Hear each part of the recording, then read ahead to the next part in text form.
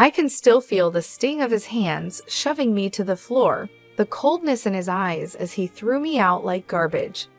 This is what my 61st birthday has come to.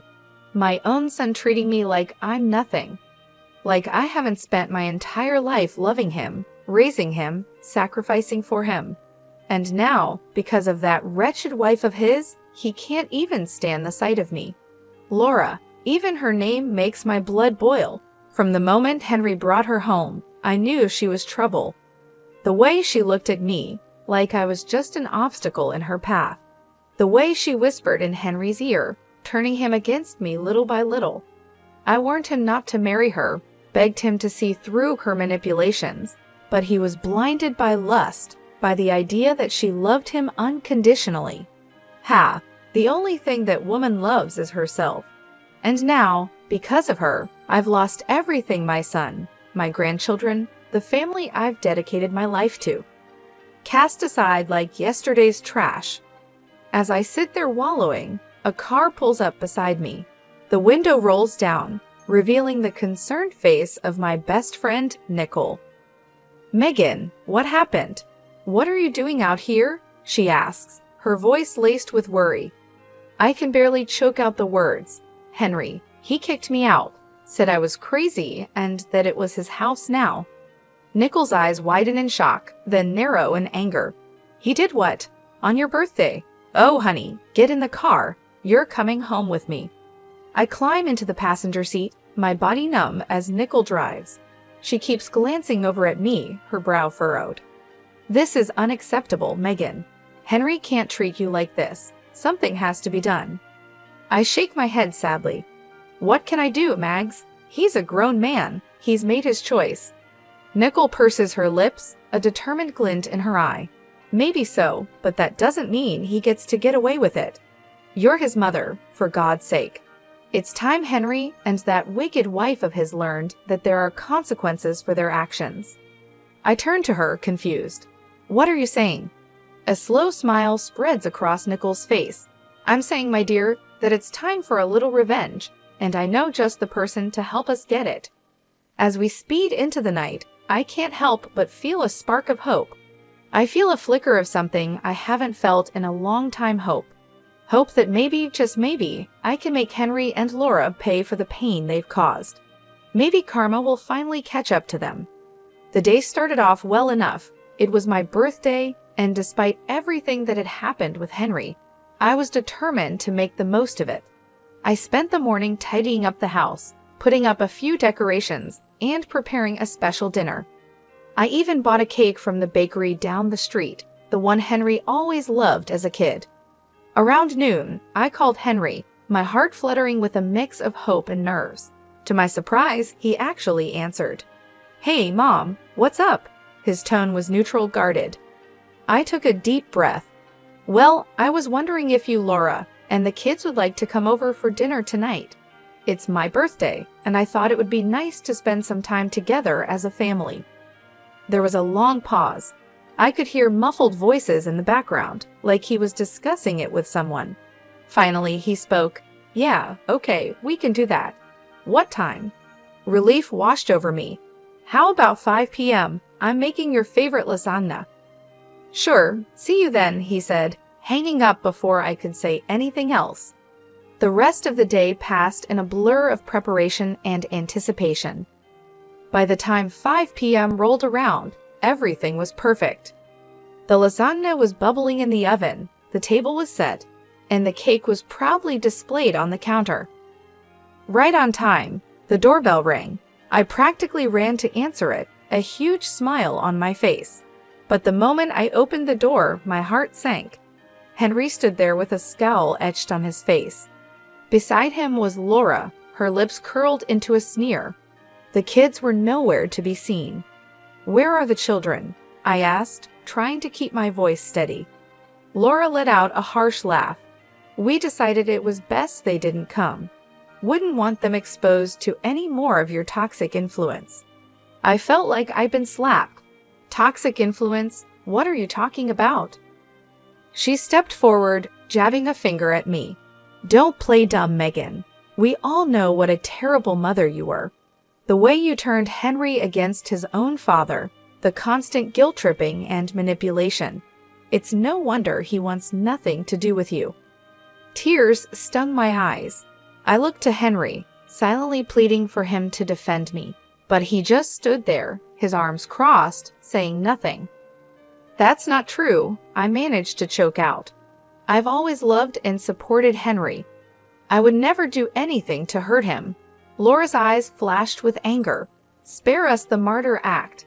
You're just a selfish, vindictive woman who can't stand that Henry has moved on with his life, that he chose me over you." Something inside me snapped. Before I knew what I was doing, I lunged forward, ready to slap that smug look off her face.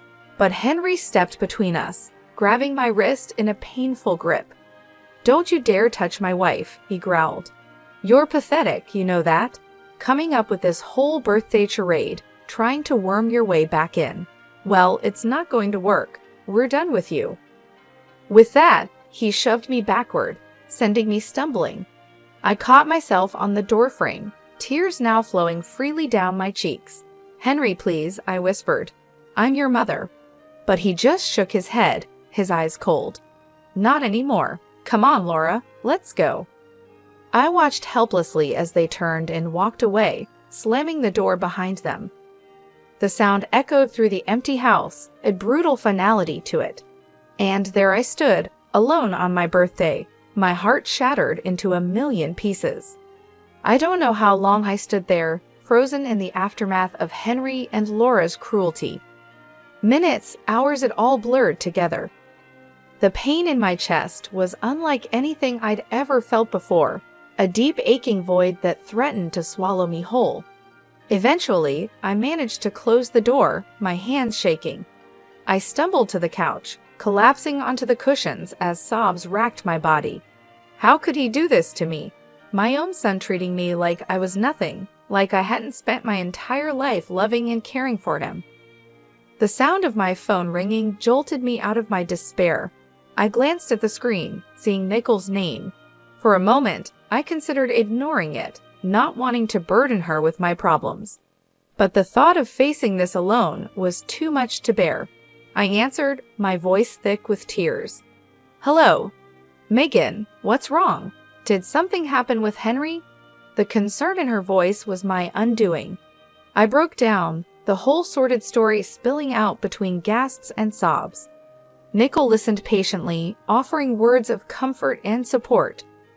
"That's it," she said firmly when I finished. "This has gone too far. Henry and Laura can't keep treating you like this. It's time for them to face some consequences." I sniffled, wiping my eyes. "What do you mean?" "I mean it's time for a little payback. They think they can just walk all over you, but they've got another thing coming. You're a strong woman, Megan. It's time to start acting like it."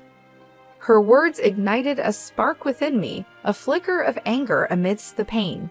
She was right. I couldn't just sit here and wallow. I needed to do something to take back control. "Okay," I said, my voice steadier now. "What do you have in mind?" I could practically hear Nicole's grin through the phone. "Meet me at the diner in an hour. I've got someone I want you to meet. Trust me, he's going to be a big help." An hour later, I was sitting across from Nicole in a booth at the local diner. She had a mischievous glint in her eye as she sipped her coffee. "So who is this mystery person?" I asked, curiosity getting the better of me. As if on cue, the bell above the door jingled. Nicole waved at someone behind me. There he is now. I turned, my eyes widening as a tall, broad-shouldered man approached our table. He had a rugged, no-nonsense look about him, like someone who had seen his fair share of trouble. "Megan, meet my brother Jack," Nicole said, gesturing for him to sit. "He's a private investigator." Jack nodded at me, his gaze assessing. "Nicole filled me in on your situation. I'm sorry to hear about what your son and his wife did. That's rough." I shrugged, trying to appear nonchalant even as the pain twisted in my gut. "It is what it is, but Nicole seems to think you can help." He leaned forward, his elbows on the table. "I can. In my line of work, I've learned that everyone has secrets, skeletons in their closet. And from what Nichols told me, I'm betting your daughter-in-law has more than a few. A tingle of anticipation ran down my spine. What are you saying? Jack smiled, slow and dangerous. I'm saying, let me dig into Laura's past. If there's dirt to be found, I'll find it. And once we have that ammunition, well, let's just say karma has a way of coming back around. I sat back, my mind reeling with the possibilities. Could this really work? Could I finally make Henry and Laura pay for what they'd done? Looking into Jack's confident eyes, I made my decision. I'm in, let's do this. He nodded, satisfied. Excellent. Give me a week. I'll be in touch, he said as he stood to leave. I felt a new sense of purpose and determination. They thought they could break me, but they were wrong. It was time for revenge. The week crawled by, each day feeling like an eternity of waiting and wondering. I tried to keep myself busy, throwing myself into cleaning the house, running errands, anything to distract myself from the constant churning of my thoughts. What would Jack find? Would it be enough to bring Henry and Laura down? Nicole checked in on me daily, offering words of encouragement and support. She was the only thing keeping me sane, the only person who truly understood the depth of my pain and anger. Finally, on the 7th day, my phone rang. It was Jack. Megan, it's me. I've got something. Can you meet me at my office in an hour?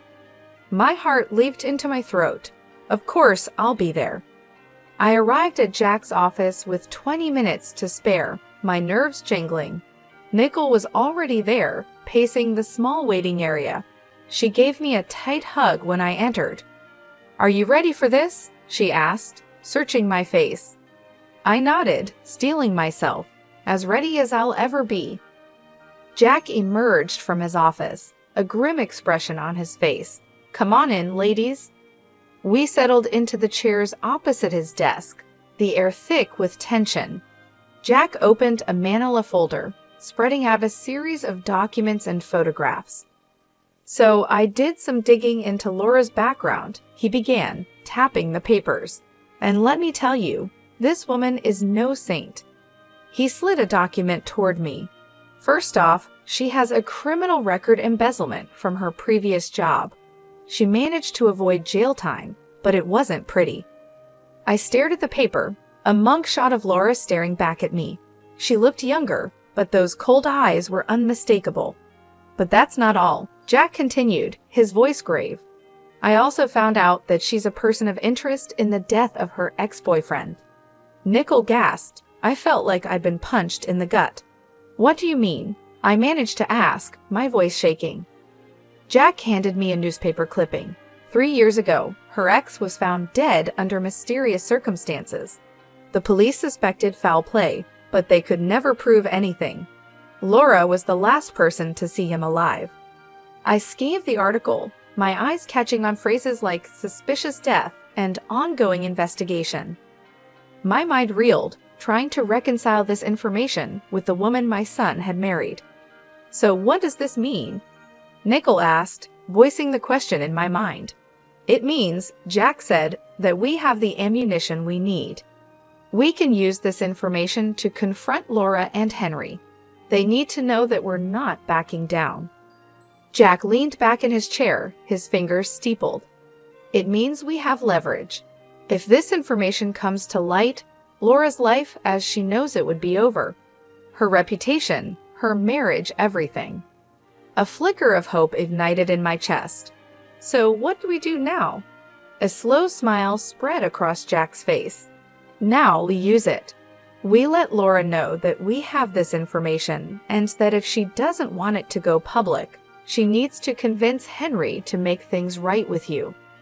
Nicole nodded, her eyes gleaming. "And if she refuses?" Jack shrugged. "Then we go to the police. We let them reopen the investigation into her ex's death. One way or another, Laura will face the consequences of her actions." I sat there, stunned, trying to process it all. Could it really be this simple? Could I really make Laura pay for what she's done, for turning Henry against me? Looking at the determination on Nicole and Jack's faces, I felt a surge of strength. They believed in me, believed that I deserved justice, and for the first time since that awful birthday, I believed it too. "Let's do it," I said, my voice steady. "Let's make them pay." Jack grinned, a predatory gleam in his eye. "Excellent. Give me a day to put everything in motion. By this time tomorrow, Laura won't know what hit her." As we left the office, Nicole squeezed my hand. "You're doing the right thing, Megan. Don't ever doubt that." I squeezed back, feeling a sense of purpose and righteous anger. They had picked the wrong woman to mess with. It was time for Laura to learn that lesson the hard way. True to his word, Jack called me the next day. "It's done," he said, a note of satisfaction in his voice. "I've sent all the information to Laura, along with a message letting her know that if she doesn't want it to go public, she needs to convince Henry to make amends with you." I felt a thrill of anticipation mixed with nervousness. "Do you think it will work?" "Only one way to find out. But trust me, with the dirt we have on her, she'd be crazy not to comply." I hung up, my mind racing. Would Laura really cave? Would she really force Henry to apologize and make things right? A part of me dared to hope, even as another part whispered that it was too good to be true. Hours passed with no word. I paced my living room, jumping at every sound, convinced it was the doorbell or the phone. But as evening fell, there was still nothing. I was about to give up and go to bed when there was a pounding at the door.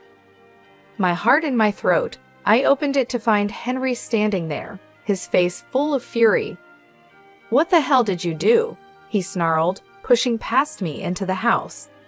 I stumbled back, caught off guard. "What are you talking about?" He turned on me, his eyes blazing. "Don't play dumb. Laura told me everything about the private investigator, about you digging up her past." "What? You thought you could blackmail her into making me forgive you?" I stood my ground, lifting my chin. "I didn't blackmail anyone. I just let her know that her actions have consequences, that she can't destroy my life and get away with it." Henry let out a harsh laugh. "Destroy your life? Are you serious? You're the one trying to destroy our marriage, our family, first with your constant guilt-tripping and manipulation, and now this." Anger surged through me, hot and bright. "I'm not the one who turned you against me, Henry. That was all Laura. She's poisoned you. Can't you see that? She's a criminal, a liar, maybe even a murderer." For a moment, Henry looked stunned, then his face hardened. "You're unbelievable. You really think I'm going to believe your crazy accusations over my own wife, the mother of my children?" "They're not accusations, they're facts.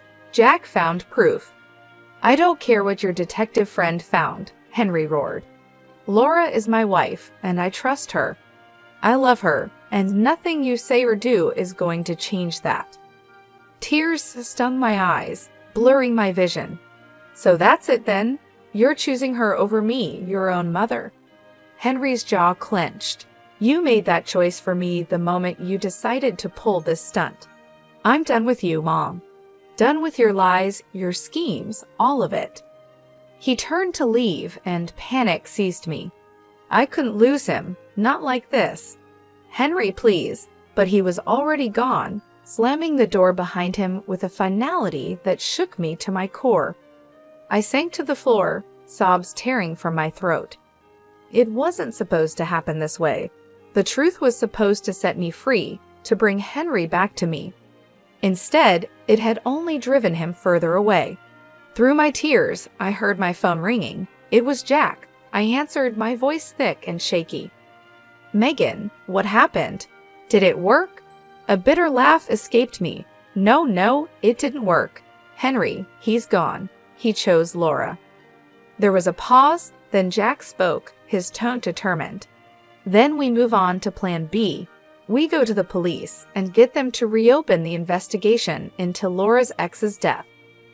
I shook my head even though Jack couldn't see me. "What's the point? It won't change anything. Henry's made his choice." "This isn't about Henry anymore," Jack said firmly. This is about justice, about making sure Laura pays for what she's done, one way or another. I closed my eyes, exhaustion and grief washing over me. Could I do it? Could I really destroy my son's wife, the mother of my grandchildren? But then I remembered the look in Henry's eyes, the venom in his voice, and the way Laura had smirked, so smug and self-satisfied. They had brought this on themselves, and now they would face the consequences. Okay, I whispered, a new resolve hardening in my chest. Let's do it. Let's make her pay. The next few days were a blur of activity. Jack and I gathered all the evidence he had collected, organizing it into a neat package to present to the police. Nickel was a constant presence, offering support and encouragement when my resolve wavered. Finally, the day arrived. We walked into the police station, heads held high, ready to blow the lid off Laura's sordid past. The detective listened intently as we laid out our case, his brow furrowing as he examined the documents and photographs. When we finished, he sat back with a grim expression on his face. "This is serious stuff," he said, tapping the file. "If what you're saying is true, we have grounds to reopen the investigation into Miss Wilson's ex-boyfriend's death." I felt a surge of vindication. It is true, every word of it. The detective nodded. "All right then, leave this with me. I'll get the ball rolling." We left the station with a sense of anticipation thrumming through me. It was really happening. Laura was finally going to face the music. 3 days later, I received a call from Jack. "Turn on the news," he said, a note of triumph in his voice. I did as he said, my heart pounding as the anchor's face filled the screen. "Breaking news," she announced, her expression grave. Local woman Laura Berlin has been arrested in connection with the previously unsolved death of her ex-boyfriend Brian Cox. New evidence has come to light, prompting police to reopen the investigation. I watched, transfixed, as they showed footage of Laura being led out of her and Henry's house in handcuffs, her face a mask of shock and anger. Henry followed behind, looking stunned and lost. A fierce satisfaction burned in my chest.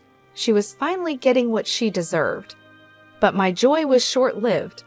The news report went on to describe how Henry had to use their savings to post Laura's bail and hire a lawyer. It was a financial blow, one that would undoubtedly put a strain on their marriage. I should have felt guilty knowing that I had played a part in their hardship, but all I could think was that it served them right. They had brought this on themselves with their cruelty and lies. Over the next few weeks, I watched from afar as the drama unfolded. Laura's arrest made headlines, and the public was ruthless. People speculated about her involvement in her ex's death and what other secrets she might be hiding. Henry put on a brave face, standing by his wife in public, but I could see the toll it was taking on him. He looked haggard, worn down by the constant scrutiny and whispers. Part of me wanted to reach out, to offer comfort and support, but I hardened my heart. I reminded myself of how he had cast me aside, the vicious words he had hurled at me. He had made his bed, and now he would lie in it. One afternoon, as I was returning from the grocery store, I spotted a familiar figure on my doorstep. It was Henry, his shoulders slumped, his eyes red-rimmed. For a moment, I considered ignoring him, pretending I wasn't home, but curiosity got the better of me. "What do you want?"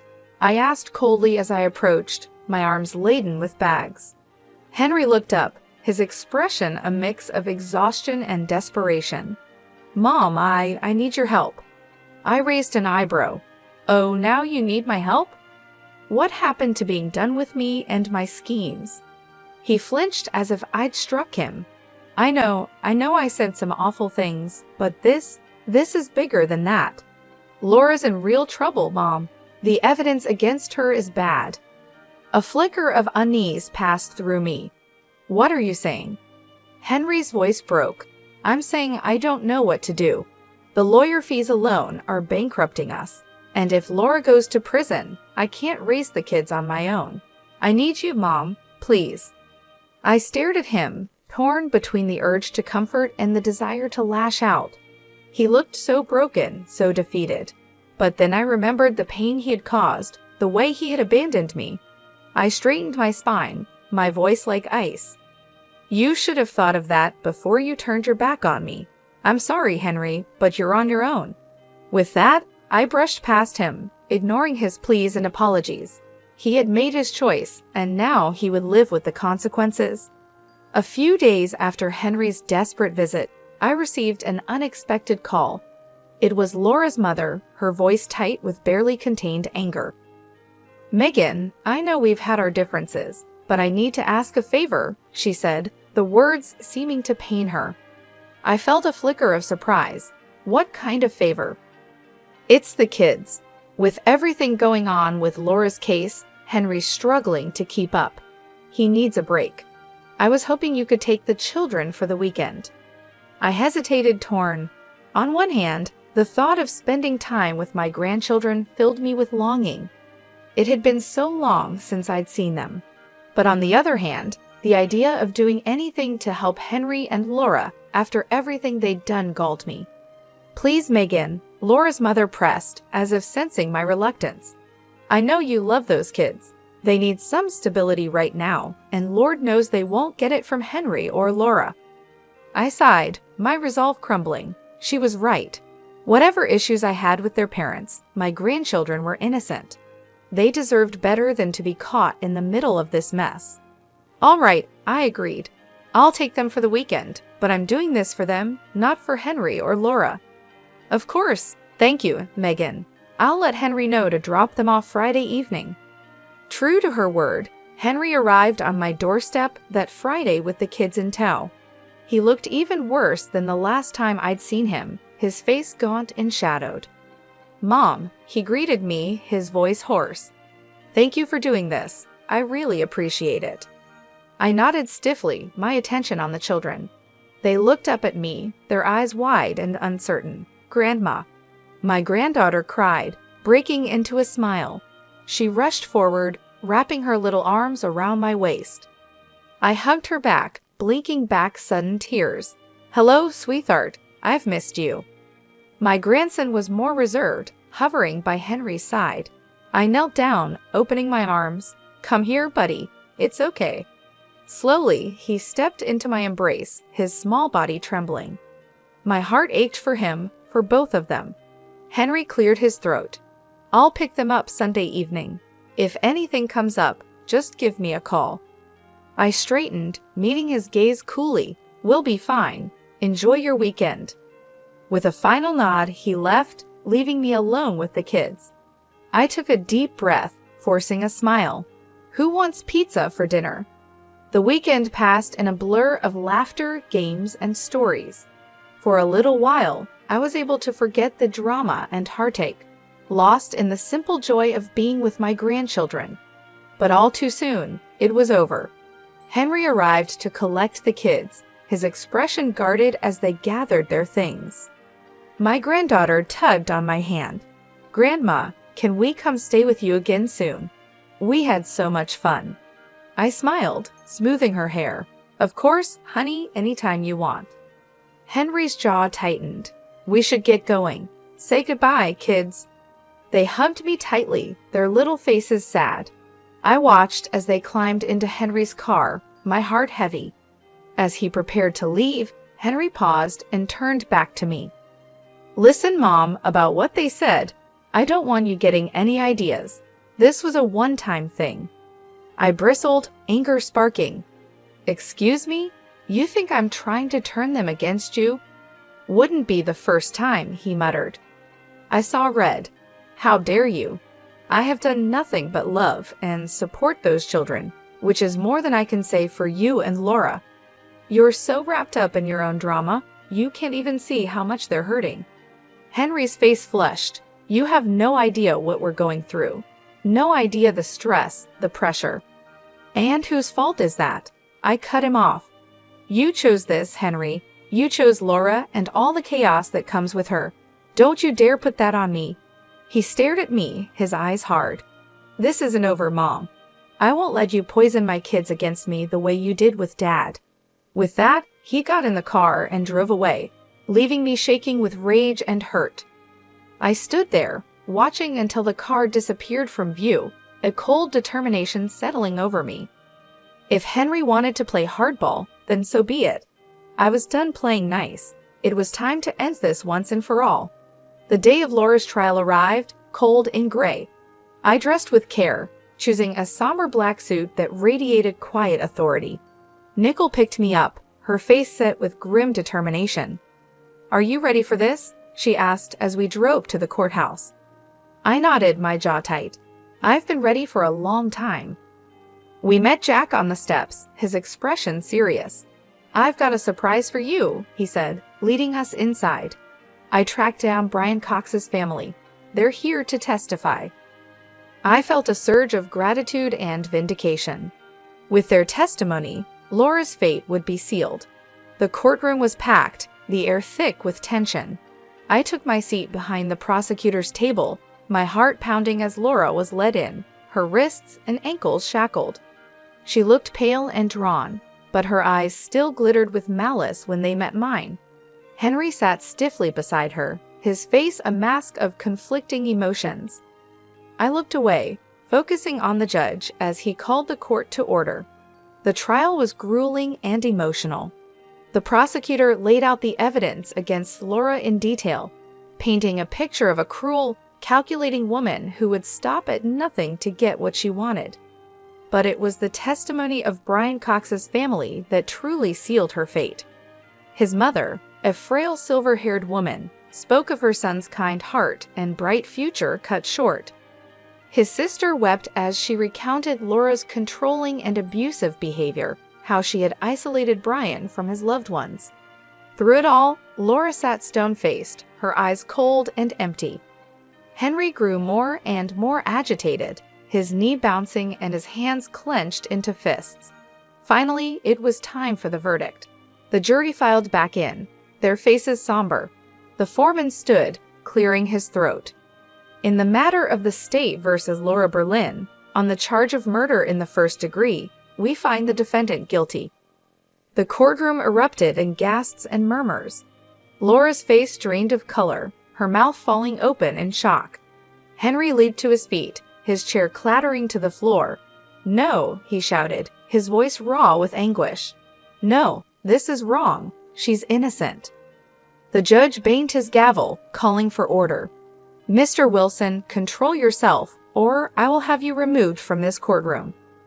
Henry subsided, collapsing back into his seat, his head in his hands. Laura turned to him, her expression desperate. "Henry, do something. You can't let them do this to me."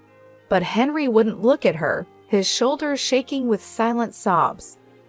The bailiff stepped forward, preparing to lead Laura away. I watched, a strange mix of emotions swirling within me. Triumph, yes, but also a hollow sort of sadness. It had come to this, my own son broken and humiliated, his life in ruins. As Laura was escorted out, she turned back, her eyes locking with mine. In that moment, I saw the depth of her hatred, the venom in her soul. "This isn't over," she hissed, her voice low and deadly. "I'll make you pay for this, I swear it." I met her gaze steadily, unflinching. "You've already paid, Laura. You made your choices, and now you'll face the consequences. Goodbye." With that, I turned and walked out, my head held high. It was over. Justice had been served. But even as relief washed over me, a sense of sadness lingered. I couldn't shake the lingering unease. Henry's anguished face haunted me, the devastation in his eyes. Had I gone too far? Had my quest for revenge blinded me to the collateral damage? I shook my head, pushing the doubts aside. No, Henry had made his bed, and now he would lie in it. He had chosen Laura, chosen to turn his back on me.